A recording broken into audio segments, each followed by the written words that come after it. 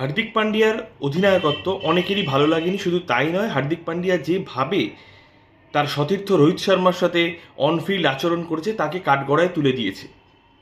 এবং এই সমালোচনা শুধু আমরা ভারতীয়রাই করছি তা নয়, দেশের গণ্ডির বাইরেও চলে গেছে। সম্প্রতি এক সাক্ষাৎকারে ইংল্যান্ডের কেভিন পিটারসন এবং সাউথ আফ্রিকার এভি ডিভিলিয়ার্স দুজনে হার্দিক পান্ডিয়ার অধিনায়কত্বের তুলোধনা করেছে। তো এই বিষয়ে আবার আমাদের গৌতম গম্ভীর হার্দিক পান্ডিয়ার পাশে এসে দাঁড়িয়েছেন। কোনো ভারতীয়র অপমান কিন্তু এই লোকটা সহ্য করে না।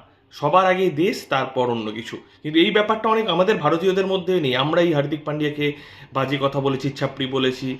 Gautam Gambhir very loud and clearly জানিয়েছেন যে একজন অধিনায়ক তখনই সফল যখন তার টিম সফল, টিমের প্রতিটা প্লেয়ার সফল। আজকে যদি এই মুম্বাই ভালো খেলতো, হার্দিকের ফরে রেজাল্ট যেত, এই সমালোচনাগুলো কিন্তু আসতো না। এই কথা তিনি জানিয়েছেন।